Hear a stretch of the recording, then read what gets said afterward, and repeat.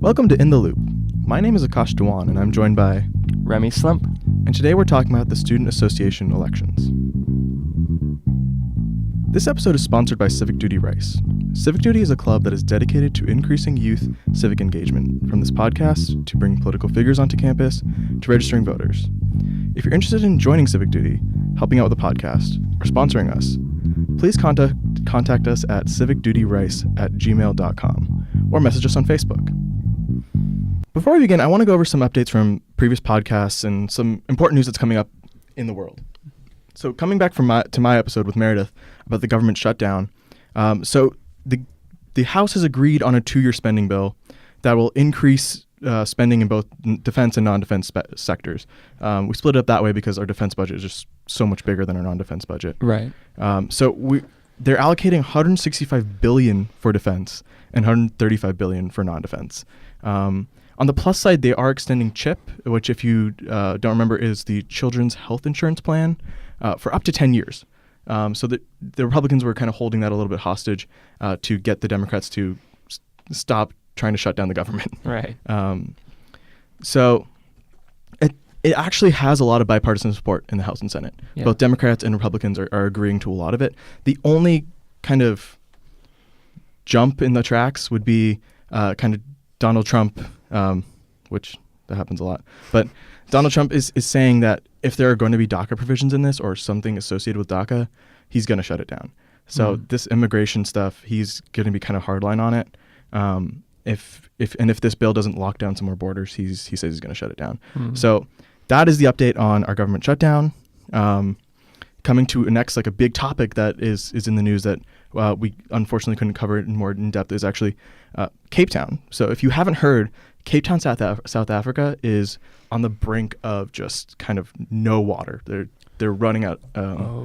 It is getting drier and drier each day, and they're approaching what is known as day zero, which is when the water reserves go down to 13.5%. At which point they're shutting off all of the taps in South Africa except for the ones that go to hospitals. So that is kind of a dire situation that needs a little bit more attention. Yeah. So if you get the chance, definitely research it, look it up. Unfortunately, we can't cover it more in depth today because we're going over the SA elections.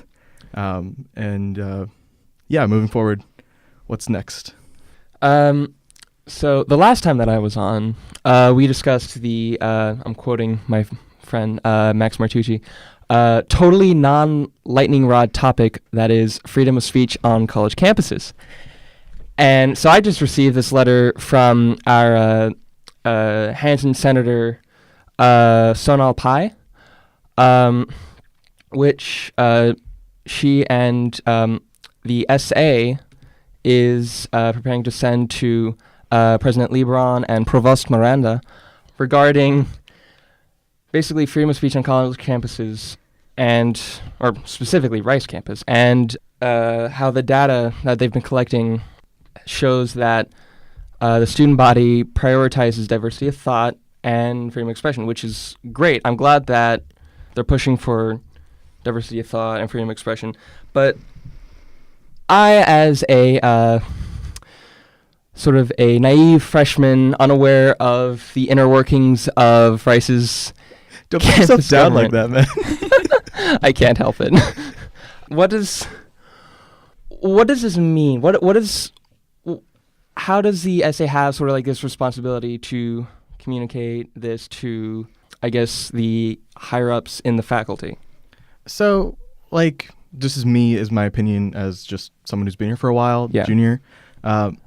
For me, this SA, or the Student Association, is a group of students that represent the body of Rice. Okay. And they have this interaction with the provost, with President Lebron, with Dean Hutch. I think that's a lot of Dean Hutch, I'm guessing.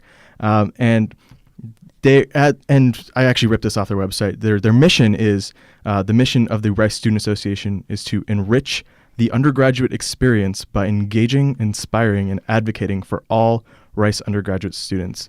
So, like, you know how in high school you had that student association of just kind of like there's a president, there's a treasurer, there's a secretary, and they were supposed to work with the administration to like fix problems and stuff, but they like really didn't, and they were like a figurehead for the I administration. am very well aware of that system, yes. It's the opposite of that. These students actually have a voice, and they do work with Dean Hutch and stuff. So like it's the opposite of that. Okay. Think of your normal student association at high school, and like not that. This is a lot to comprehend. So what do? They will vote on issues that are important to students, like this academic freedom stuff. Yes. They will push agendas of students. They will ask for your opinion, and then they will bring it up to the administration and whenever they're deciding for decisions and such. If you go on their website, you can see that they have a list of what each senator is doing and who they're interacting with. So their website is sa.rice.edu, and you can go check it out, and you can see they're doing all these awesome projects just trying to benefit like you who are listening, if you're a Rice student, I guess, doing all these things. So does that make it a little bit clearer? I think so, because I knew that when coming here that Rice students had a lot more, I guess, responsibility put on them, especially with the college system. And I knew that each college had their own form of government. I guess I just wasn't fully aware of sort of the student government that kind of is like overarching. Yeah. Over all of it. Yeah, we kind of get caught up in our colleges a little bit. But like I said, I'm just kind of like a junior here. I'm not really involved with the SA a lot.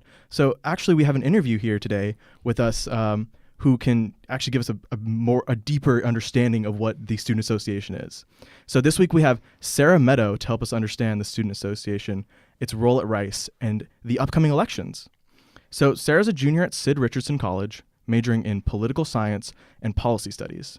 Among her numerous achievements, she has served as the internal vice president of the Student Association for the past year. And more recently, she's joined the Civic Duty podcast, and she'll be a returning member. So thanks for coming and joining us. Yeah, thanks for having me. So for those of you who don't know what the internal vice president is, Sarah, can you explain? Sure. So in the Student Association, we have an executive team. So there's the president, the internal vice president, external vice president, secretary, and treasurer.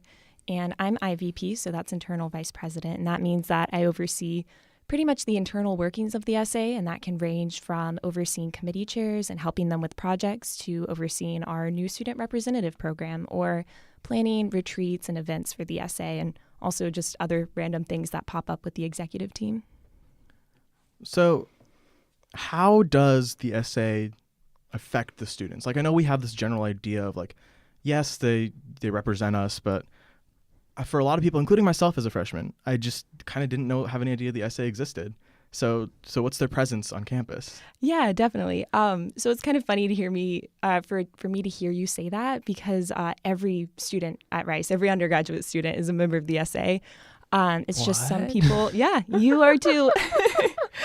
Yeah, and then we have positions within the SA where students can serve as either a senator, a college president, or a new student rep, committee chair, all sorts of different positions. But, every single student is a part of the SA. Every single student is affected by what the SA does. And it's really, really important that it's a big part of everyone's lives. So, like, in terms of the positions on the SA, Mm-hmm. like, how big is it? Who's on it right now?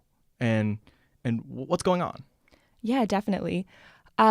So as I kind of alluded to before, they're the senators, and they're kind of the liaison between college governments and the Senate, which is our body that the SA has to meet in. So we have Senate meetings every week. Farnsworth, you can catch us on Monday nights. And senators go to Senate meetings every week. They come back, report to their college governments what's going on with the SA and the Senate, gather student opinion there. But besides that, we also have committees that do a lot of work.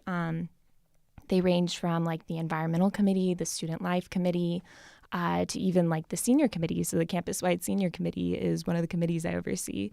And then beyond that, we also have the new student rep program. So there are 3 NSRs from each college, and they serve on these committees. They work with their senators. They work on legislation, work on different projects, that sort of thing. And then also the college presidents have a huge role in what the SA does as well. They come to Senate every week. They are kind of also a go-between between college governments and the Senate. There are so many more positions. I don't have time to go through it all, but There's like our communications committee, representatives to different university committees. So things like parking, the committee on undergraduate curriculum. There are student reps on each of those committees that, are otherwise filled by people in the administration. So I know that each of the college governments have sort of their own budget that covers sort of like things that they spend. Does the SA have some kind of equivalent? Do they have sort of like a responsibility to oversee certain, like, say, organizations or groups funding, for example? Sure. So our treasurer, Amish Shah, he's from Jones. He is on the executive team, and he oversees not only the SA's finances, so our money, how our budget is spent, and that sort of thing, but he also chairs the blanket tax committee. And blanket tax is a fee that all students pay, and the money gathered from that goes to fund different organizations around campus. So this can range from like the Thresher is a blanket tax organization, or Honor Council, U-Court, things like that. RSVP. RSVP, definitely. RSVP is the Rice Student Volunteer Program. I'm going to claim my bias here. I am running for one of the co-president positions for RSVP co-chair. Good luck, Akash. Thank you. But that's me claiming bias in case I say anything later on in this podcast. So what's your experience working with the SA, working in elections? Like, how do elections run at Rice? Yeah, so elections in the SA are, they happen each year in early spring. And it's usually a pretty big process. Like usually the positions are pretty contested, although sometimes they go uncontested.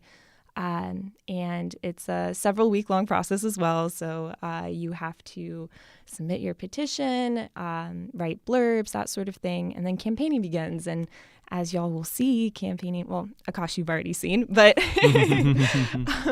campaigning is usually, it takes up a lot of the bandwidth of things going on at Rice for a short period of time. And then the people are elected, they serve in their positions, and then another year continues.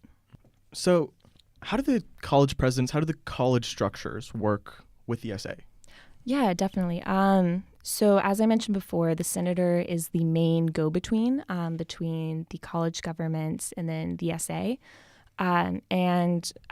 So the senator role is kind of interesting because half of it is really being that liaison between your college government and the Senate. And then the other half of it is taking on some other project to help out the SA and help out students.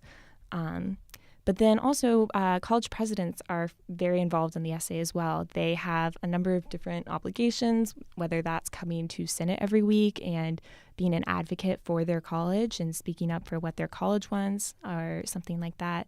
They can also serve on different committees in the SA or work on different projects, different legislation. But it really depends on the president. If they have a certain project they're really passionate about, if they want to help out on or do or something like that. But then beyond that, the presidents are really involved with working with the administration and coordinating with the SA president and, being that representative of students to the administration in a lot of different ways and, representing their college to the administration.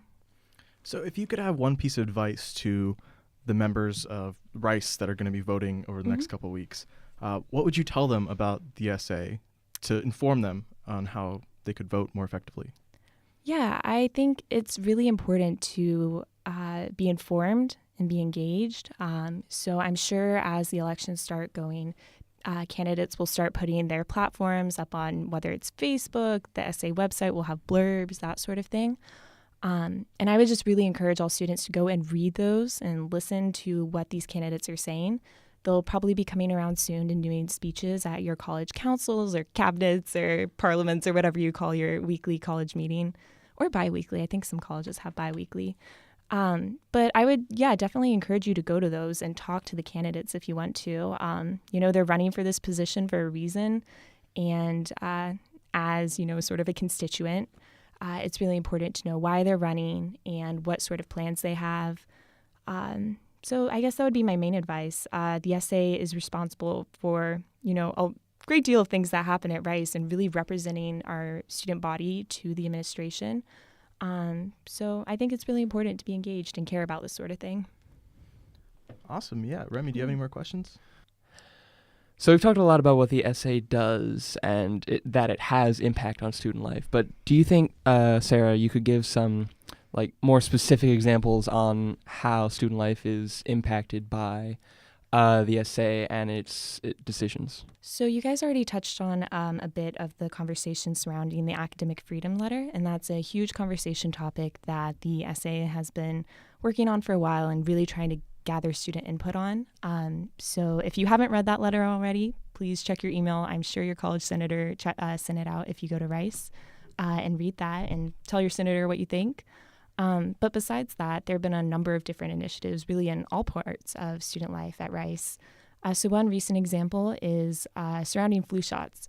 So the Brown senator and some other members of the SA and a member of Just Brown College came forward to the Senate last week and brought a piece of legislation that focused on cost of flu shots for Rice students and whether or not Rice should be paying for this.